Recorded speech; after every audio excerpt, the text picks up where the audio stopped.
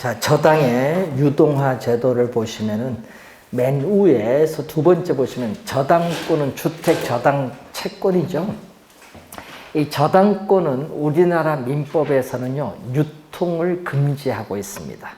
그래서 1998년도 제정된 자산 유동화에 관한 법률이 있어요. 이 법률에서 이 저당권을 유통시켜요. 그래서 저당권 자체를 하나의 상품으로 시장에 유통을 시키게 되는데 이것을 저당의 유동화라고 합니다. 유동화의 개념이 나와 있습니다. 이제 위에서 두 번째 유동화의 개념이 나와 있고요. 자, 여러분 금융기관은 한정된 자금, 재원을 가지고 있는데 유동화가 되면요. 주택 수요자인 차입자에게 무한정 대출이 이론적으로는 가능해지게 돼요. 이걸 전문용어로 신용창조란 말 쓰거든요. 그래서 위에서 한 두 번째 보시면은 또 신용창조의 수단으로 활용할 수가 있다. 신용창조의 수단으로 활용할 수 있다. 신용창조가 좀 어려운 용어죠. 아까 했지만 한정된 재원을 가지고 이론적으로 무한정 수요자에게 대출이 가능해지는 것이 신용창조라고 보시면 되겠습니다. 그래서 금융기관은 어떻게 돼? 단기로 외부에서 자금을 조달해서 10년 이상의 장기 대출을 해주다 보니까 이 자금의 경직성이 나타나요. 이걸 좀 해결하는 게 유동화입니다. 그래서 단기 조달하는 자금을 뭘로? 장기로 조달하자. 그래서 단기 자금을 장기 자금으로 대체시키는 효과를 가져다 주는 게 저당의 유동화입니다. 자, 그럼 그 구조를 보면서 자, 우선은 주택 수요자가 누구냐 하면은 차입자. 그럼 주택 수요자인 차입자는 뭐를 설정하냐 하면요. 주택 저당 채권. 요걸 줄여서 저당권이죠. 설정을 해서 한국주택금융공사의 보증서를 받아서 여러분은 대출을 받아요. 뭐를 대출 받았죠? 보금자리론. 여러분 보금자리론은요. 대출 실행일부터 만기까지 이것은 뭐죠? 고정금리예요. 고정금리. 이 10년 이상의 장기 대출을 말하죠. 자, 이 대출자인 금융기관은 뭐 은행일 수도 있고 보험회사일 수도 있는데 이게 1차 저당대출기관이라고 해요. 1차 저당대출기관이죠. 그래서 여러분 주택 구입을 할 수 있는 자금을 원하는 수요자와 주택 자금을 제공해주는 금융기관으로 이루어지는 이 시장을 뭐라고 하죠? 1차 저당시장 또는 주택 자금을 우리는 대출해주는 시장이라고 해요. 예. 주택 자금을 우리가 대출해주는 시장. 주택 자금을 대출해주는 시장 또는 1차 저당 시장이라고 해요. 자, 우리 시험 문제 보면요. 1차 저당 시장의 개념, 2차 저당 시장의 개념이 자주 나오거든요. 자, 그런데 우리나라는 1999년도까지는 1차 저당 시장밖에 없었어요. 그러니까 2000년 들어와야 2차 저당 시장이 들어온 거죠. 그래서 2차 저당 시장이 들어오는 이유가 뭐냐 하면요. 금융기관은 한정된 재원을 가지고 있어요. 근데 계속 대출을 해주잖아요. 계속 대출을 해주다 보면 이 재원이 부족해져서 나중에 문제가 생겨요. 어떤 문제가 생기느냐? 금융기관은 한정된 재원으로 현금이 부족해지는 문제가 생겨요. 자, 여러분 은행에 가서 돈을 찾는데 돈을 은행이 못 준다. 부도 나는 거지. 그래서 이 유동성 부족에 따라서 금융기관은 유동성 위험, 어떤 위험? 주택 저당 채권을 매각을 해서 현금화를 해야 되는데 현금화가 어려운 위험이에요. 그래서 이러한 유동성 위험이 점점 뭐가 된다? 증가를 할 수밖에 없어요. 이 문제가 발생해요. 그래서 유동성 부족에 따르는 유동성 위험이 계속 높으니까 문제가 생기니까 이 문제를 해결하기 위해서 도입된 제도가 2차 저당 시장입니다. 자, 그래서 요걸 매각을 못해서 요 문제가 생겼으니까 이것을 매각을 할 수 있도록 만들어 주자는 거예요. 그래서 매각을 해야겠다. 그럼 뭐 1조를 매각을 해야 되고, 그러면 여러분 대출, 주택, 저당 채권 하나만 매각을 하면 안 되고 우리 묶어서 매각을 해야 돼. 그걸 풀인데, 자, 여러분 대출 받은 지역이 같은 곳끼리, 대출 금액이 같은 것끼리, 그리고 만기, 대출 기간이 같은 것끼리 묶어요. 묶어서 그걸 뭐 1조 원을 만들어서 팔아요. 매각을 해야 돼. 그래서 누구한테 매각을 하느냐? 한국주택금융공사에 매각을 해요. 자, 한국주택금융공사는 국가가 보증합니다. 한국주택금융공사에 관한 법률에서 국가가 보증하고 우리가 주택저당채권의 유동화를 목적으로 설립된 회사죠. 스페셜 퍼포스 컴퍼니, 특별한 목적을 가진 회사다. 그래서 요거는 전국의 본점 외에 지점을 설치할 수 있고 직원을 고용하거나 상근 임원을 둘 수 있는 실체 회사입니다. 자, 매각을 하면은 뭐가 들어오냐 하면은 이제 돈이 들어오지. 자금. 그래서 한정된 재원이지만 매각을 해서 자금이 들어와서 수요자에게 이전보다 더 많은 대출이 가능하다, 이런 얘기입니다. 자, 그리고 한국주택금융공사를 2차 대출기관이라고 해요. 자, 2차 저당대출기관인데, 이 한국주택금융공사는 주택저당채권을 어떻게 돼? 보유하거나 자금이 부족하면은 자금을 공급하기 위해서 이 주택저당채권을 기초로 해서 수익증권을 발행해요. 저당채권을 기초로 하여 발행하는 수익증권을 전문용어로 뭐라고 한다? MBS입니다. MBS를 한국주택금융공사에 관한 법률에서는 이걸 뭐라고 하죠? 주택저당증권이라고 해요. 이걸 발행을 합니다. 발행을 해서 투자자에게 매각을 하죠. 예를 들면 한국투자증권 이런 투자자에게 매각을 하면은 또 뭐가 들어오죠? 자금이 들어오죠. 이렇게 투자자로부터 자금을 조달해서 금융기관에 자금을 공급해주는 이 시장을 2차 저당시장이라고. 2차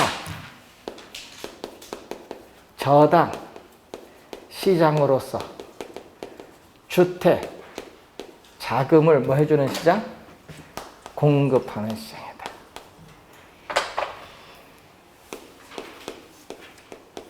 자, 금융기관은 이제 해결하죠. 어떻게?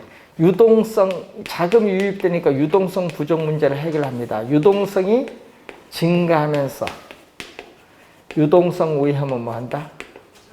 감소를 하겠지. 그리고 국제결제은행이 BIS인데 국제결제은행 기준 자기자본, 국가가 보증하기 때문에 위험자산의 50% 줄어들어요. 그래서 자기 자본 비율이 높아지면서 은행이 외부로부터 자금을 조달하는 데 비용이 적게 든다는 거죠. 투자자는 국가가 보증한 증권을 매입을 함으로써 장기적으로 안정적인 수익을 확보할 수 있는 장점이 있고, 주택 수요자는 이전보다 어떻게 돼? 주택 구입 자금을 어떻게 돼? 대출받기가 쉬워지기 때문에 주택을 보다 쉽게 구입을 할 수 있는 장점이 또 있습니다. 자, 요 흐름을 보는데, 그래서 여러분 관련해서 이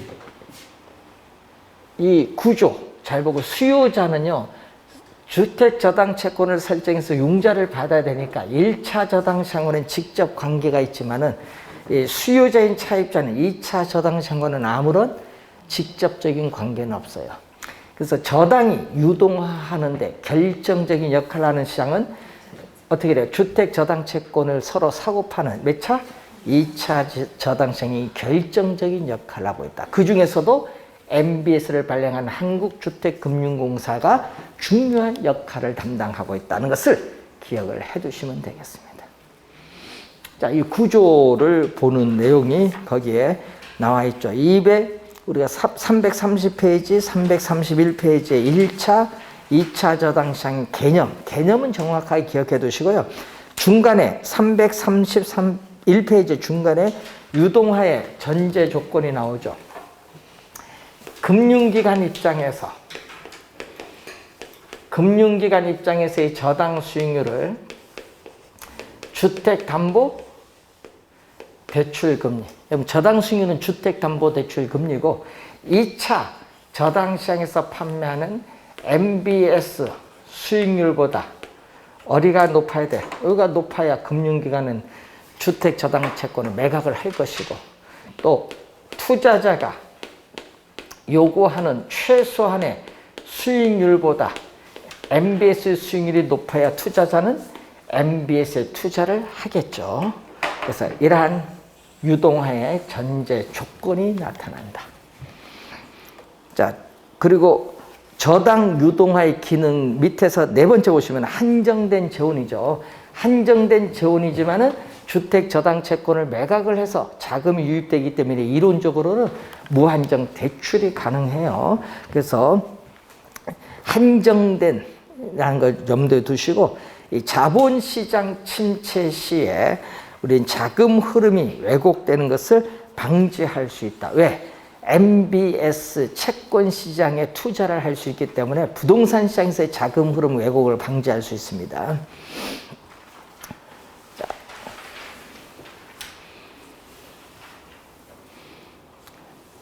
올해 시험에는요, 28회 시험까지 MBS 종류 요 네 가지를 출제했거든요.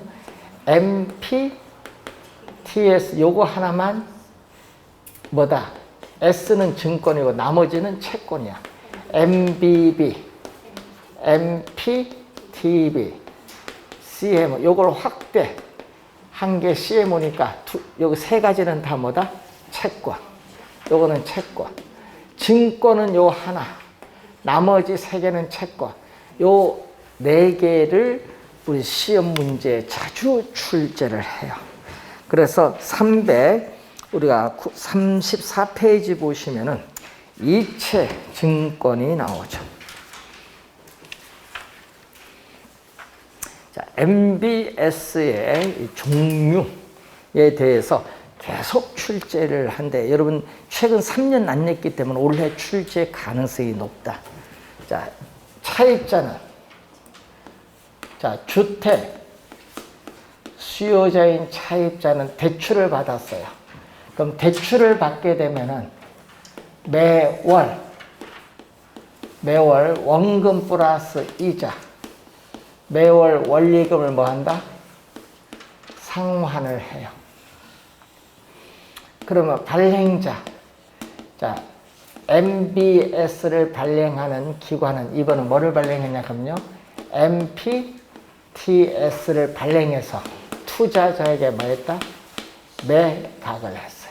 자, 여기 흐름인데, 문제는 이때 매월 원리금을 받았어요. 받자마자 투자자에게 원리금을 이체를 시켜줘. 이체시켜준다는 의미에서 나온 용어가 거기에 무슨 증권? 이체증권이다. 요 S 있죠? 요 S가 이 securities야. securities를 번역하면 이걸 뭘로 번역한다? 증권으로 번역해. 증권 요거 하나입니다. S는 증권, securities를 번역해서. 자, 주의를 해야 될 것은 이거 자산을 매각합니다. 자산. 그러면 자산. 자, 자산, 지분을 매각을 하는 거예요. 그러니까 자산 지분을 매각을 하기 때문에 지분형의 성격을 가진 MBS다. 자산 지분을 매각을 하니까 지분이 넘어간다는 얘기예요. 자, 그럼 예를 들어서 3천억 자산을 매각하면은 3천억 현금 자산이 들어와요. 그러니까 매각하면 뭐가 들어온다? 3천억 뭐가 들어와요? 현금 자산이 들어오기 때문에 발행기관의 자산의 크기에는 변화가 없다. 발행기관의 자산의 크기에는 변화가 없기 때문에 주택 저당 채권의 총액과 이체 증권 발행한 금액은 뭐하다? 똑같다. 왜? 3천억 매각하면 매각한 만큼 현금 자산이 들어와서요. 자산 크기 자체는 변화가 없기 때문에 주택 저당 채권 총액과 이체 증권 발행한 금액은 똑같을 수밖에 없다. 자, 그런데 지분을 매각하면 지분이 다 누구에게 가야 돼요? 지분이 전부 투자자에게 가야겠지. 어떤 지분? 두 가지가 있어요. 주택, 저당, 채권, 집합물에 대한 소유권과 또 원금 이자를 받을 수 있는 현금 흐름 지분권. 이 지분에 대한 권리가 투자자에게 넘어가는 거예요. 지분을 매각했으니까 지분이 다 넘어가는 거예요. 자, 그리고 우리 아까 앞 시간에 배우셨던 시장 이자율이 지속적으로 하락을 해서, 자, 보금자리론, 고정금리죠. 보금자리론, 이 고정금리, 대출 이자율보다 낮으면은 뭐를 한다고 배우셨죠? 아까 앞에서 만기가 되기 전에 차입자는 조기 상환을 하지. 조기 상환을 하면요, 발행자도 조기 상환해야 돼. 왜? 여기 권리가 다 누구에게 있으니까? 투자자에게 있으니까. 예? 조기 상환하면요, 발행자도 조기 상환을 해버려요. 그래서 시장 금리 하락에 따르는 금리 위험.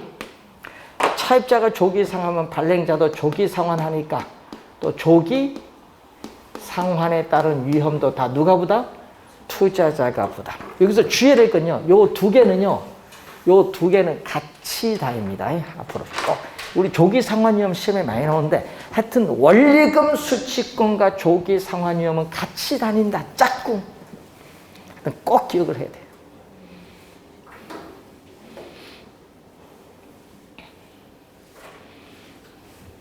자, 그러면은 여러분 여기서 우리가 보는 게 요거죠. 투자자가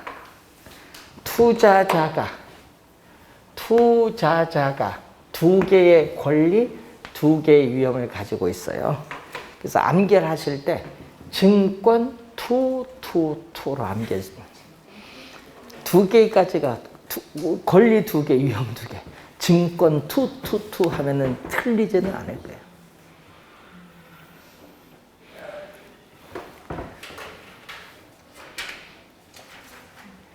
여러분 암기할 게 하도 많으시니까 최소 하나. 증권 투. 자, 그런데 문제는 차입자가 또 대출금에 대해서 매월 원금 플러스 이자를 상환을 하죠. 자, 또 매월 항상 원리금을 상환을 하는데, 이번은 발행 기관은 뭐를 발행하면 MBB, 주택 저당 채권 담보부 채권을 발행을 했는데, 이것은 뭐다? 기업이 회사의 채권을 발행했을 때 회사채의 성격, 우리가 대출 기간 이런 거 전부 비슷하다. 회사채의 성격과 비슷하기 때문에 이것을 우리 뭐죠? 채권형의 성격을 가진 MBS라고 해요. 여러분, 요 본드는 채권입니다. 채권은 담보가 있어야 돼요. 채권은 담보가 있어야 되니까 뭐를 담보로? 요걸 담보로. 주택, 저당, 채권, 집합물, 이걸 담보로 합니다. 그래서 여러분 항상 요거 있죠? 요 채권 요 세 가지는 다 요걸 담보로 발행하는 거예요. 이걸 담보로 발행기관의 신용을 가지고, 발행기관은 국가가 보증했어요. 신용을 가지고 채권을 발행하기 때문에 이 소유권은 누가 보유한다? 발행기관이 보유해. 소유권. 그런데 또 중요한 건 원금이자. 원금이자를 받을 수 있는 현금 흐름, 지분권도 누가 보유한다? 투자자가 아닌 발행기관이 보유해요. 그런데 문제는요, 이 발행 투자자는 이 발행기관이 국가가 보증하기 때문에 차입자가 돈 안 갚아도요, 여기는 항상 줘야 돼요. 국가가 보증했기 때문에. 그걸 항상 원금 이자는 줘야 되는데, 문제는, 자, 여기 줘야 될 겁니다. 여러분은 차입자가 매월 원리금 100만 원을 상환하면요, 발행기관은 100만 원을 투자자에게 주는 게 아니에요. 한 30만 원만 주지. 그래서 어떻게 했냐, 일반적으로 투자자에게 통상 일반적으로 6개월마다 줘요. 그러니까 웃기는 거죠. 발행자는 매월 원금이자를 받는데 여기서 매월 주는 것이 아니라 6개월마다 통상 이 채권에 대한, 여러분 이 채권에 대한 새로운 원금이자를 줘요. 근데 이자가 상당히 낮거든요. 새로운 원리금. 여러분 이 원리금은 여기 있는 원리금이 아니라 이 채권에 대해서 이자가 상당히 낮기 때문에 새로운 원리금을 지급하여. 여기는 위험 부담이 없거든요. 투자자는 위험 부담이 없다. 여러분 위험이 높을수록 수익률이 높은데 위험 부담이 없다는 것은 수익률은 가장 낮아요. 왜 가장 낮으냐? 여러분 시장 이자율이 지속적으로 하락을 하는 금리 위험도 나타나지만 차입자가 조기 상환하면은 또 조기 상환에 따른 위험도 누가 부담? 발행자가 부담. 그리고 차입자가 원금이자를 못 갚았다. 원금이자 못 갚으면은 채무 불이행인데 이 위험도 누가? 발행자가 부담해요. 그런데 항상 요 두 개는 같이 다니는 짝꿍. 여러분 주택 저당 채권 집합물 소유권 누가 보유? 발행기관. 자, 조기 상환 위험은 원리금 수취권을 가진 또 누가 보유? 발행기관. 요거 시험에요. 벌써 정답 2번 물었거든요. 조기 상환 위험 발행자가 부담. 주택 저당 채권 집합물 소유권 발행자보다. 이거 시험에 많이 내거든요. 그래서 요건 암기할 때 이렇게 암기하면 돼. MBB는 모든 것이 누가 가지고 있어? 다. 발행자. 요거 권리, 위험. 권리, 위험 전부 발행자, 발행기관이 다 가지고 있어. 그래서 올 발하면은 시험에 틀리지 않는다. 여기는 하나 더 알아야 돼. 자, 여러분 차입자가 조기 상환하면요, 발행자도 조기 상환을 하면은 투자자가 손해를 봐요. 손해를 안 봐야지. 그러기 때문에 차입자가 조기 상환하더라도 발행기관은 조기 상환을 일정 기간이 경과할 때까지 못한다. 이것을 우리는 콜 방어라고 해요. 콜 방어. 그래서 투자자는 채권을 매입을 함으로써 콜 방어를 할 수 있는 장치가 있어요. 조기 상환 못하도록 막는 거예요.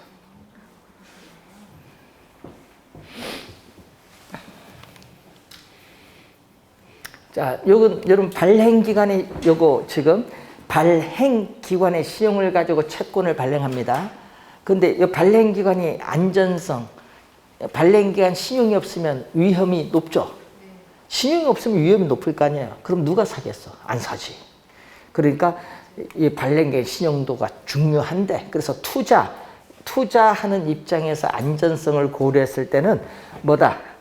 주택 저당 채권 총액보다 주택 저당 채권 총액이 1조다. 1조보다 적게 발행해야 돼. MBB 발행한 금액은 5천억만 발행해야 돼. 이렇게 적게 발행을 해야 돼. 왜?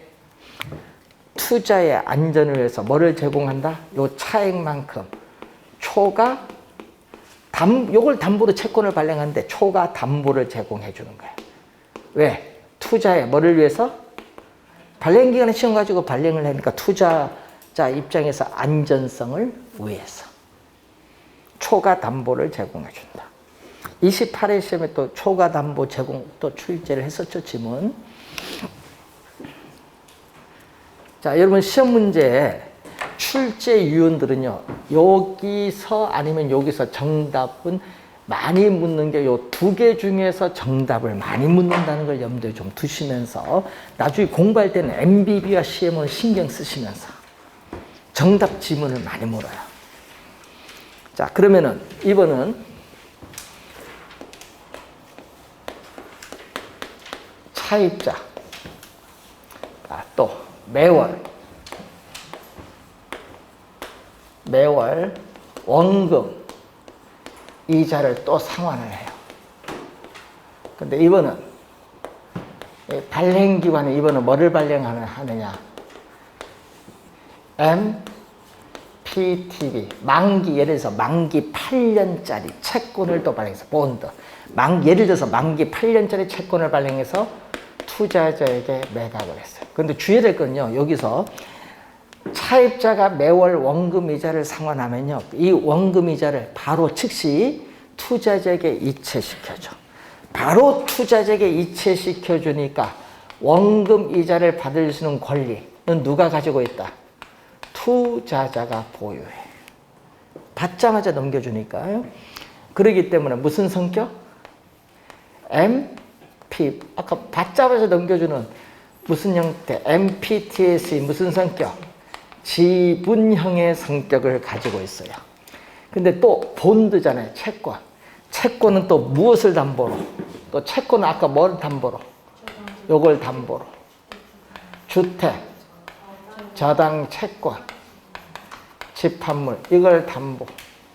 또 이걸 담보로 발행기관의 시용을 가지고 채권을 발행하니까 이 소유권은 누가 보유하고 있다? 발행기관이 보유한다. 요걸 담보로 채권을 발행하니까 뭐 또 MBB인 무슨 성격?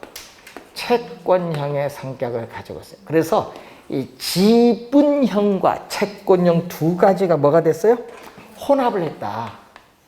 이 지분형과 채권형 두 가지가 혼합한 형태의 성격이 바로 MPTB다. 그럼 차입자가 조기 상환하면은 발행자도 투자자에게 조기 상환하거든요. 조기 상환에 따른 위험은 누가 부담한다? 투자자가 부담한다. 요 두 개는 같이 다니는 짝꿍. 여러분 항상 조기 상환 위험 누가 부담하는가 잘 보셔야 돼요. 근데 문제는요, 여기 아까 만기 8년이면 애매모호하거든요. 야, 8년 동안 시장 상황이 어떻게 될지 모르는데 이걸 투자해서 보유한다는 게 쉽지가 않아요. 그래서 투자자들의 다양한 투자 욕구를 만족시켜 주면서 조기 상환에 따른 위험도 분산시키자. 그래서 이 MPTB를 우리가 확대해서 나타난 게 바로 CMO, 다계층 저당 채권인데 우리나라에서는 거의 대부분 뭐를 발행한다? 이걸 발행한다. 자, 우리나라에서는 거의 대부분 CMO를 발행하고 있다. CMO를 발행하고 있다. 그래서 요거는 뭐다? MPTB와 구조상 동일합니다. 여러분, MPTB와 구조상 동일. 이 말은 뭐죠? MPTB와 구조상 동일하다는 것은 이것도 채권이니까 주택, 저당 채권, 집합물을 담보로 해서 발행기관의 지용을 가지고 채권을 발행했다. 이 소유권 발행기관이 가지고 있고 또 투자자가 원리금 수취권을 보유하기 때문에 조기 상환 위험 투자자 부담한다. 이거 똑같아. 구조상 동일하다. 근데 이게 이제 나누는 거죠. 아까 이 저당 채권의 총 발행액이 1조다. 자, 여기 1조다. 1조를 이렇게 몇 개의 그룹으로 나눈 거예요. 만기도 다양하게, 이자율도 다르게. 만기가 여기 하나만 있는 것이 아니라 투자자의 투자를 유치하기 위해서 다양하게 만기를 만들어. 1년, 2년, 3년, 5년, 7년, 10년, 15년, 20년 이렇게 다양하게 만기를 하는데 이렇게 저당 채권의 총 발행액을 몇 개의 그룹으로 나누는데 이때 이 나누어진 이 그룹을 우린 전문용어로 트렌치라고 해. 하여튼 트렌치라는 용어가 나오면은 CMO야. CMO. 다른 데 없잖아요. 트렌치라는 용어가. 그런데 자 여러분 자 여기서 이제 갑니다. 차입자가 매월 원금이자를 갚아요. 그러면 투자자는 지금 요거 샀잖아요. 근데 원금 이자를 받자 이체를 해줘야 되잖아요. 누구한테? 처음에 1년 요 채권 가진 투자자에게 원금 이자를 줘요. 나머지는 뭐? 요 나머지는 이자만 줘. 여기는 이자도 안 줘. 여기는 20년은 이자도 안 줘. 여기는 마지막 트렌치. 이 마지막 트렌치인 요것을 Z 트렌치인데 여기는 뭐도 안 줘. 이자도 안 줘. 자, 이제 1년 차에 원금이자 다 갚았어. 원금이자 이제 기간 끝났어요. 그럼 이제 요건 다 끝났으니까 이제 필요 없지. 그럼 2년 차에 원금이자를 줘, 여기. 그럼 나머지는 또 뭐만 줘? 이자. 여기는 이자도 안 줘. 이런 식으로 가는 거예요. 원금 지급이 이렇게 순차적으로 영속되도록 발행되는 채권이 CMO거든요. 근데 문제는 요거 20년 마지막에 가면 20년 만기 되면요. 그동안 이자 안 받았잖아요. 그동안에 누적된 이자와 원금을 한꺼번에 지불받는 마지막 트렌치를 뭐라고 한다? Z 트렌치. 자, 그럼 콜 한번 볼까요? 여러분 여기서 3년 차에 콜 있고 5년 차에 콜 있고 7년 차에 콜이 있다. 이렇게 되면 어떻게 된지 아세요? 차입자가 조기 상환하면요. 발행자로 조기 상환해. 위험 요기 부담하니까 조기 상환하면요. 내가 3년 차에 콜 받을 사람 콜 받아주는 거야. 여기서 5년 차에서 받을 수 있어. 콜 받겠다. 조기 상환 나 그거 받아주겠다. 조기 상환. 오케이. 근데 그러니까 장기 요 투자자 영기금과 같은 이러한 만기가 오래된 장기 투자자는 가만히 있어도 돼. 그래서 뭐를? 콜, 방어를 뭐 한다? 실현시킬 수도. 앞에서 콜을 받으니까 장기 투자자들은 콜 방어를 실현시킬 수 있는 중요한 특징이 있어요. 만기가 긴 장기 투자자들은. 이자가 다르거든요. 처음에 이자가 몇 프로? 처음에 이자가 예를 들어서 뭐 2%다. 여기는 2.1%다. 여기는 2.2%다. 여기는 2.4%다. 여기는 5%다. 만기가 길수록 후순일수록 미래의 불확실성에 따른 위험이 높으니까 당연히 수익률도 높죠.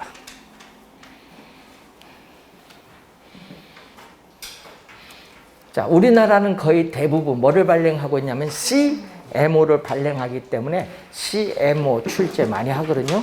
그래서 여러분 시험에 올해 MBB, CMO 두 개를 특히 주의를 하시면서 공부를 해두시면 되겠습니다. 자, 여러분 교재 3대 38페이지 밑에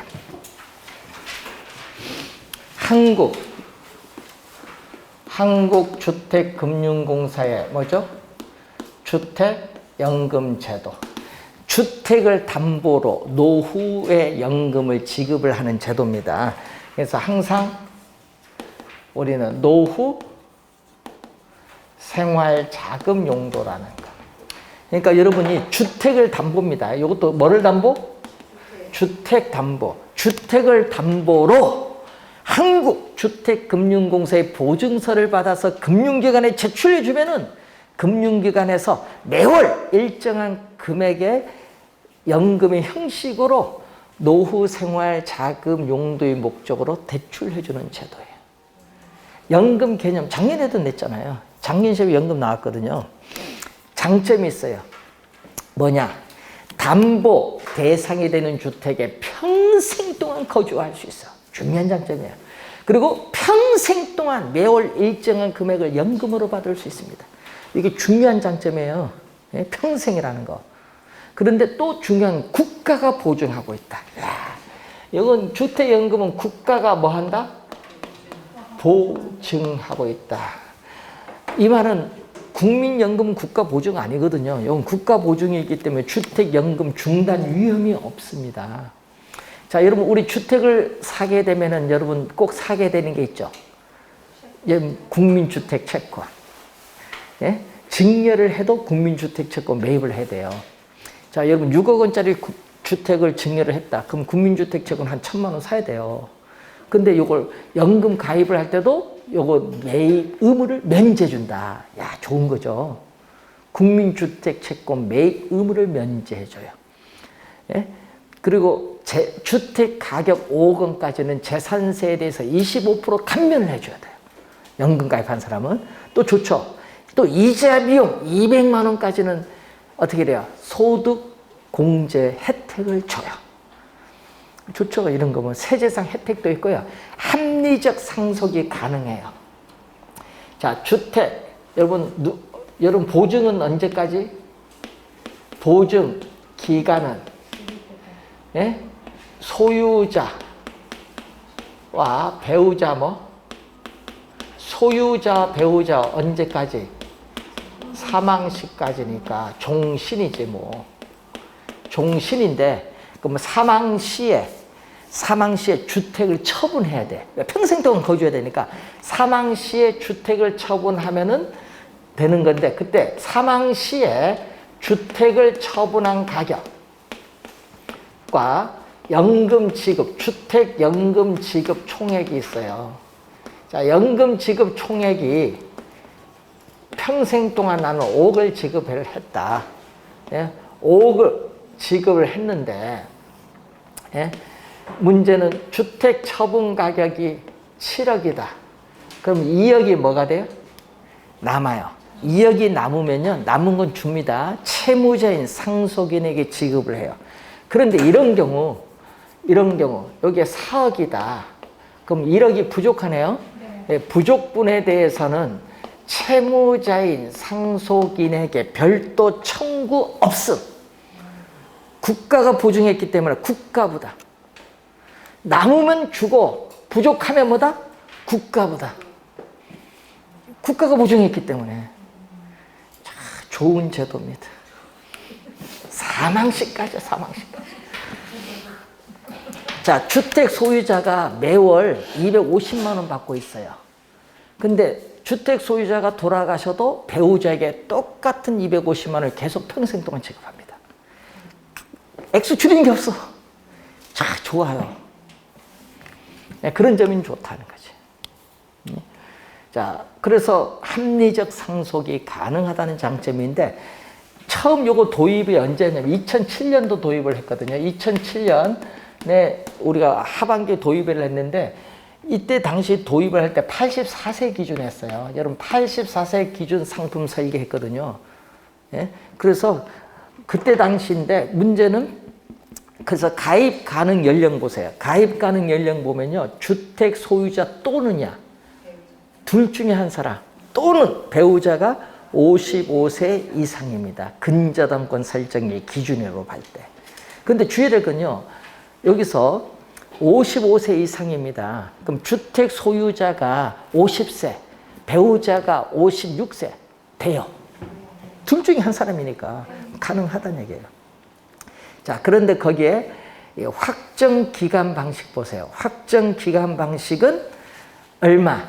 55세 연소자가 뭐야? 두 사람, 아까 주택 소유자 배우자 두 사람 중 연소자, 나이 작은 사람 연소자가 55세는요 확정 기간이 30년이고요 74세는 10년이에요. 아까 84세 기준 했으니까 74세니까 10년이지 되겠죠? 그 얘기입니다. 그래서 확정 기간 방식은요 10년, 15년, 20년, 25년, 30년이 있어요. 자, 그 확정 기간 방식, 우대 방식은 뭐예요? 기초연금 수급자입니다. 우대형 주택연금이 있는데, 기초연금 수급자는 주택 소유자 또는 배우자가, 요 나이가 달라요. 몇 세? 65세 이상이다. 자, 그리고 주택 보유 수를 볼까요? 여러분 340페이지로 가서, 자, 주택 보유 수를 보시면은 부부 기준 공시 가격 나오죠. 공시가격 등이 9억 원 이하 주택 소유자. 이게 바뀌었어요. 앞에 9억 원 앞에 공시가격 등이 9억 원 이하의 주택 소유자. 공시가격 등이라는 말이 들어가면 되죠.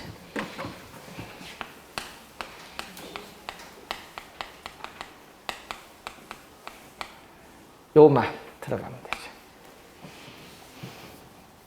자, 그리고 거기 다주택자라도 기억해 보시면은 기억에 다주택자라도 공시 요거는 가격 등이 공시 가격 등의 뭐 합산 가격.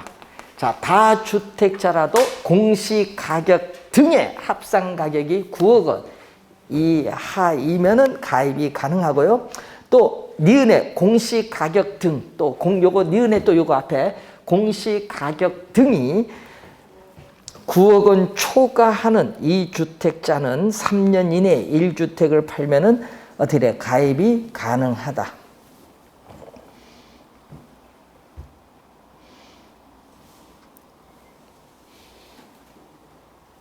자, 그리고 대상주택가입니다. 대상주택의 시가를 또 고칩니다. 뭘로?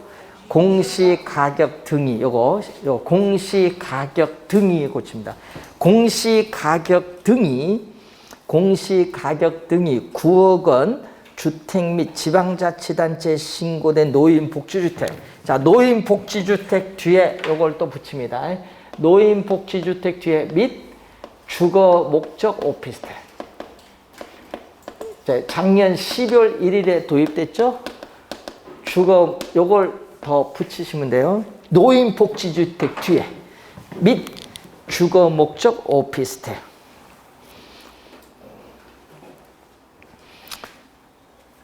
자, 그리고 그 중간 표에 일반 주택 있죠? 표 찾았죠? 일반 주택 옆에 또 요거 붙입니다. 일반 주택 옆에 일반 주택 및 주거 목적 오피스텔.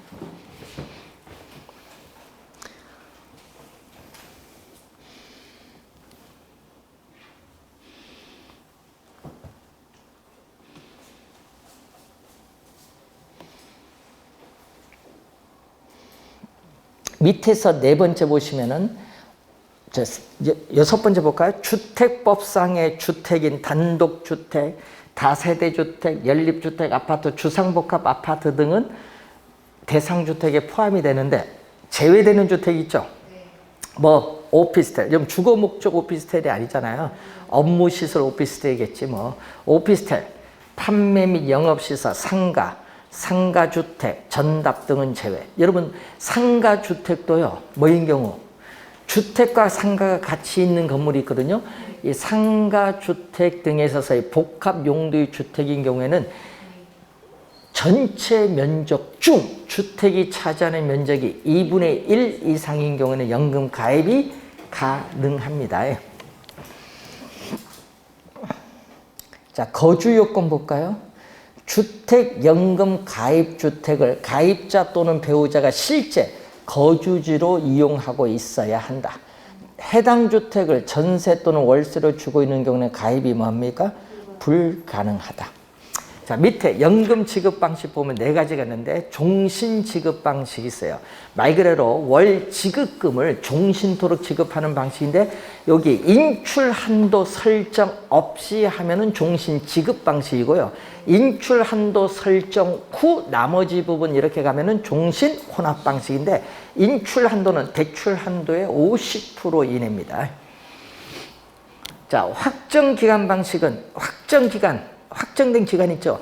고객이 선택합니다. 고객이 선택한 일정 기간 월 지급금을 지급받는 방식입니다. 근데 확정기가 혼합이 들어가면 어떻게 돼?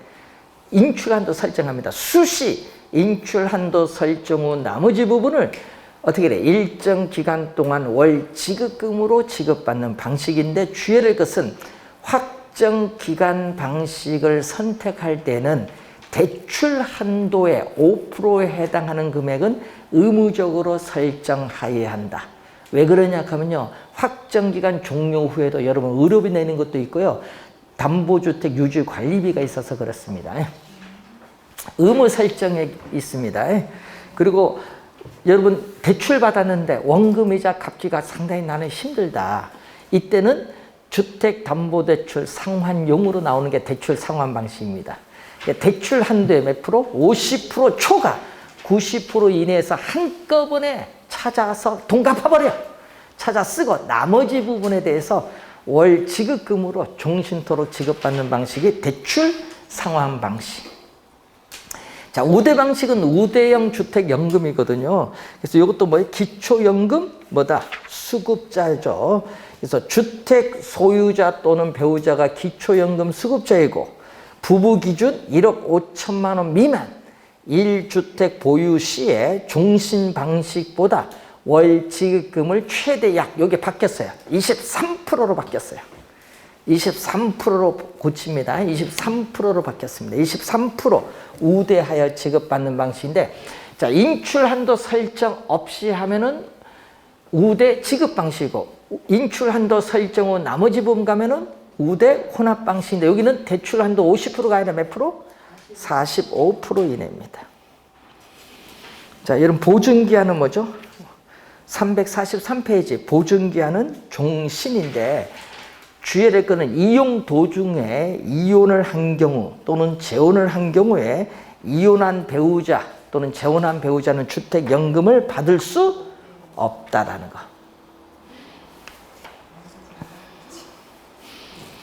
자, 344페이지에 적용금리는 변동금리죠. 기준금리에 가상금리를 대한 변동금리를 적용하는데, 거기서 기준금리는 두 가지죠. 자, 이자율 조정 주기가 3개월인 양도성 예금 증서를 적용하든지, 아니면은 신규 취급액 기준 코픽스를 적용하든지, 둘 중에 하나를 적용하는데, 이자는 어떻게 돼요? 매월 대출 잔액인 연금 지급 총액에 가산되고 있기 때문에 가입자가 직접 현금으로 납부할 필요는 없습니다. 변동금리입니다. 여러분, 요거 처음 도입할 때는요, 가상금리가 1.1% 딱 정해졌어요. 근데 지금은 2점 몇 프로 적용하잖아요. 그러니까 더 높아요, 금리가. 그러니까 하여튼 이것도 처음에 대출 받은 사람이 좀 유리했겠지. 근데 가끔 요즘 이런 걸 질문하신 분이 있는가 봐요. 주택 가격이 지금 오르니까 나는, 요걸 연금 해지를 하고 다시 가입하면 안 되느냐. 오른 주택 가격 가지고. 가능해요. 그런데 문제는 해지하고 3년 지나야 돼. 중간 또 어떻게 될지 어떻게 알아. 그래서 3년 지나야 재가입 가능해. 바로 안 되고. 또 나이 연세가요. 여러분 55세잖아요. 가입이. 근데 이게 나는 뭐 여유가 있어서 70세에 가입을 하겠다. 그러면은 70세에 가입하면 받는 금액이 더 많아져. 왜? 84세 기준이 만들어놨으니까. 그래서 여러분이 나이가 좀 있을 때, 좀 많이 드실 때 가입을 하는 게 좀 유리하고, 그리고 여러분이 요 연금은 다른 연금에 비해서 좀 좋은 상품인 것 같아요. 뭐 보험회사 연금도 있고 뭐 있지만은 상당히 좋은 우리 상품입니다. 농지연금도 있습니다. 자, 여러분 전답 등은 제외되는데, 전답 있잖아요. 농진, 전답, 과수원을 대상으로 우리나라도 농지연금 제도가 있다는 것도 기억해 두시면 돼요. 농지연금은 한국노노총공사입니다. 여러분 주택금융공사가 아니에요. 농지연금은 한국노노총공사. 자, 우선은 연금까지 우선 받고요. 자, 이제 공급자 금융 출제 자주 되는 부동산 투자에서의 니즈, 프로젝트 파이낸싱은 잠시 쉬고 설명하도록.